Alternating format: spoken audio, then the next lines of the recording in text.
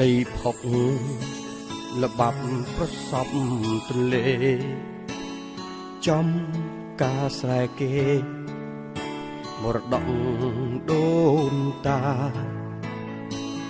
ជួររស់ដកស្ទូងរដូវវស្សា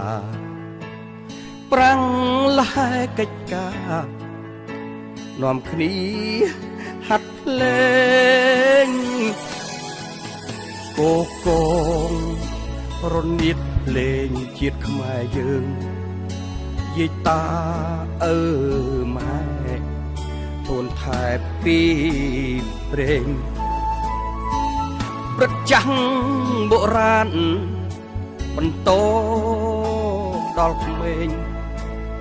ជួបជុំគ្នាលេងរក្សា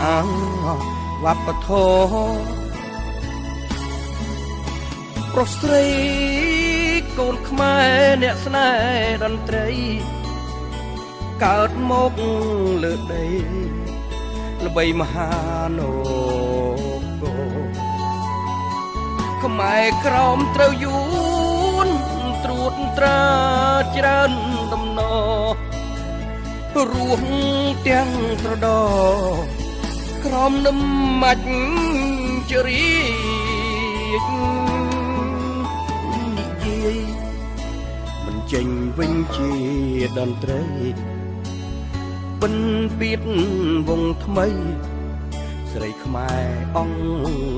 អាចភ្លេងរក្សាជាតិភ្លេចរឿងភ័យខ្លាចការមានអំណាចអាចដុំលើថ្ម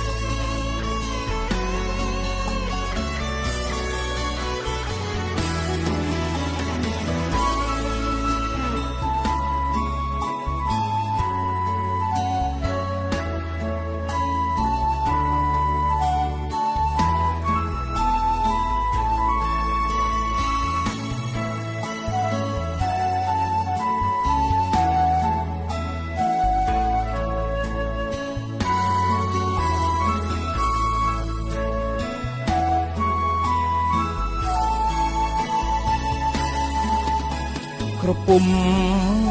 បុប្ផាផ្ការីកស្រុកស្រែពូជពងឪម៉ែខ្សែចិត្តស្មោះសរលឹងជាតិរួងព្រោះខ្មែរបន្តពូជខ្មែរអង្គរនៅកម្ពុជាក្រោមនិយាយមិនចេញវិញជាតន្ត្រីពិនពៀតវងថ្មីស្រីខ្មែរអង្គអាចភ្លេងរក្សាជាតិភ្លេចរឿងភ័យខ្លាចកា